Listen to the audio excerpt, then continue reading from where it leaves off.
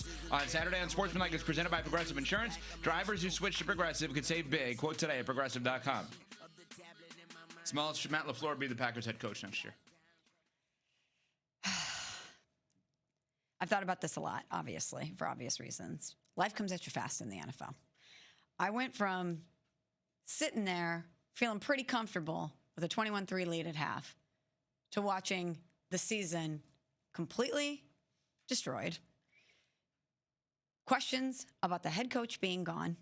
Actually, can we just go through this? This is the worst case scenario for Packers fans, and let me explain. Not only did you have an epic collapse against your hated rival in Chicago, you let them score 25 points in the fourth quarter. Their first playoff win in, 15 years? And you gift it to them? Then your vice president of player personnel is now the GM of the Dolphins. We're talking about a potential brain drain in the front office.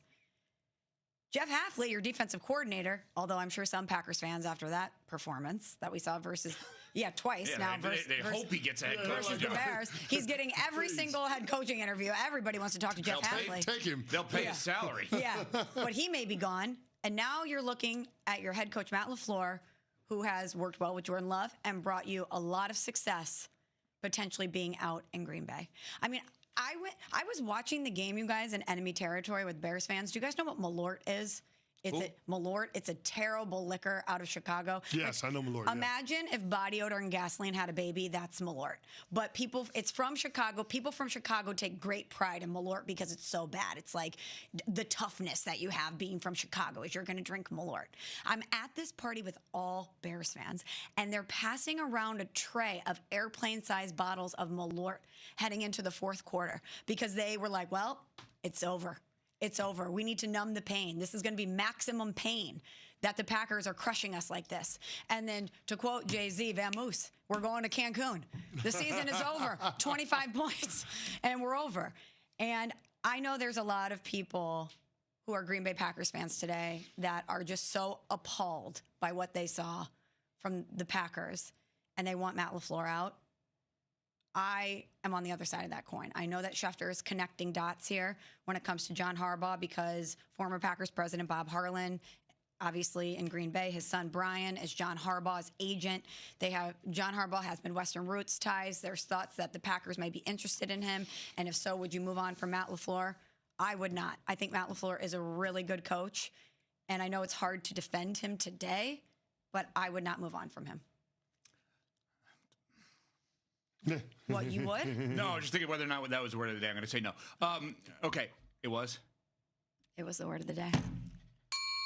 Packers didn't win, but I did. Why are you so scary, man? What? Why are you so scary? Go ahead. I've been good recently, too. Go ahead and say it. Yeah. I knew if I worked in a little Jay-Z reference that he'd be thrown off the scent. But I thought that was too random of a reference. So it's a good job by you, bad job by me. Thank you. Vamoose, we're going to Cancun. Okay. There's something missing with this Green Bay Packers team. And you don't say. But it's less X's and O's for me, and it's more. They need a bad bleep. They don't have a mother. They don't have that guy. The coach. And Micah's not that? Well, he wasn't playing. I know, but I don't know if he's that because I don't know what he's like in those games because I haven't seen him in those moments. No, you know what he's like in those games. He doesn't show up in the playoffs. Okay, so there you go. What I kept coming back to basketball for me. It's easier to kind of define it that way. Like, there's a reason that the Warriors forever keep Draymond Green. There's a reason my team in Miami keeps Udonis for 20-some-odd years. There's a reason Eric Spoelstra is ready to fight Jimmy Butler, and Jimmy Butler is ready to fight Eric Spoelstra. There's a reason Dylan Brooks has still been in the NBA for all this time. I know these are NBA examples. What I'm saying to you is Ben Johnson talked the talk, walked the walk, stomped on them, did the handshake afterwards, and no one seemed to do anything. Not the coach and not the quarterback.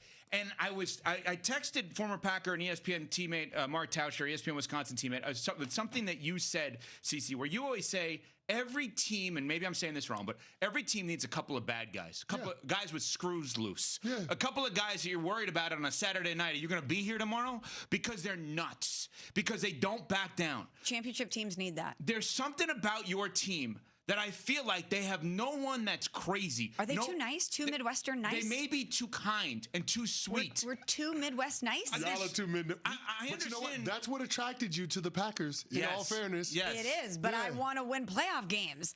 I don't want to lose to the Bears. Well, how you LaFleur's get them is 3 how you and- lose them, Smalls. You were attracted to the Midwest nice of the Green Bay Packers, and now your team is losing postseason games because of it. And Ben Johnson is the guy that, unbeknownst to all of us, has that nasty.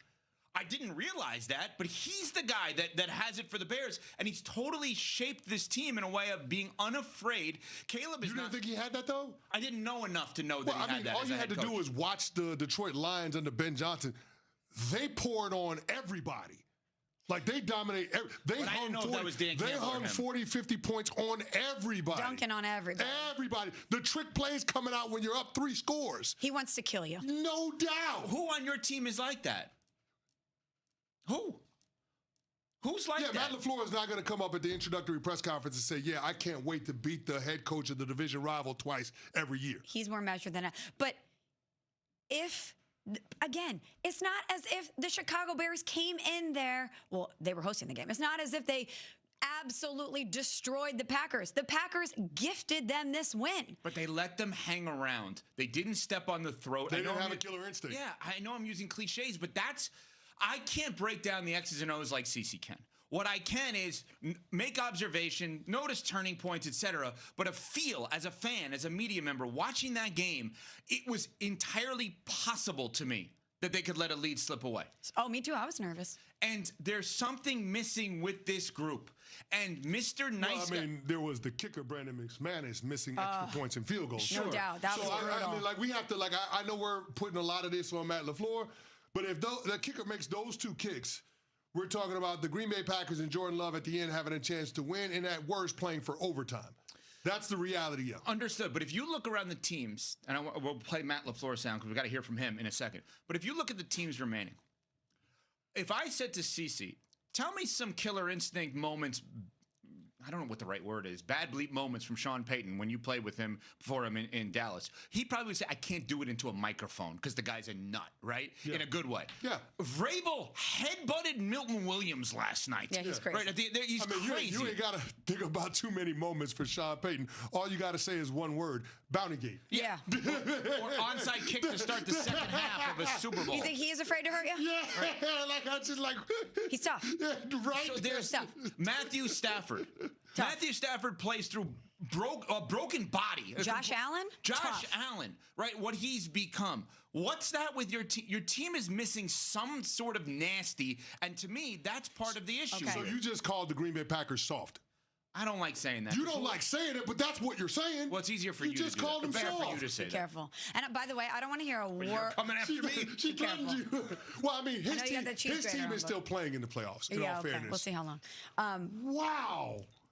I know. Weird trash talk. We'll see how long. It's already longer than anyone thought. So, Well, it's longer than you thought. yeah, it is. A lot of other people picked them.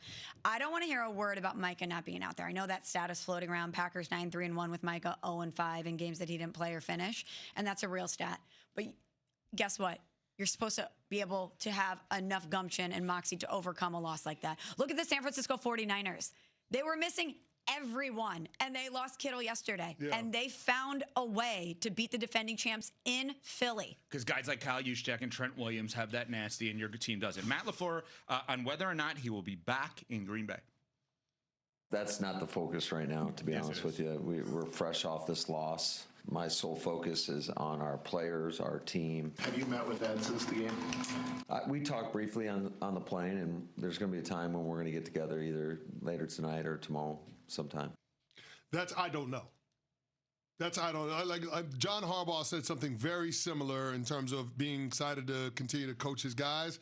When was asked the question about whether or not he's going to come back next year, we found out days later that he wouldn't for the Baltimore Ravens. So it feels like an ominous cloud over the Green Bay Packers right now ahead of this meeting that LaFleur is going to have with Ed Policy. I would just say this. As an offensive-minded coach in a playoff game, you can't have a half of football like the Packers played where you have 3 3-and-outs, you only have 1 scoring drive, and you got 6 points. You can't get outscored 25-6 in the fourth quarter. No. I know a lot of people are scapegoating the defense and, they didn't have Michael Parsons. Listen, the offense has something to do with everything that happens when you get outscored 25-6 in the fourth quarter.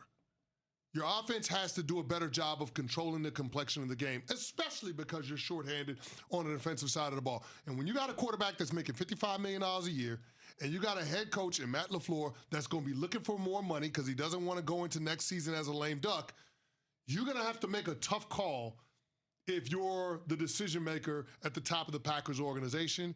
And that's why I think we're in line for a coaching change in Green Bay after today. Damian Woody, ESPN NFL analyst, will join us next. We're in Sportsmanlike, presented by Progressive Insurance.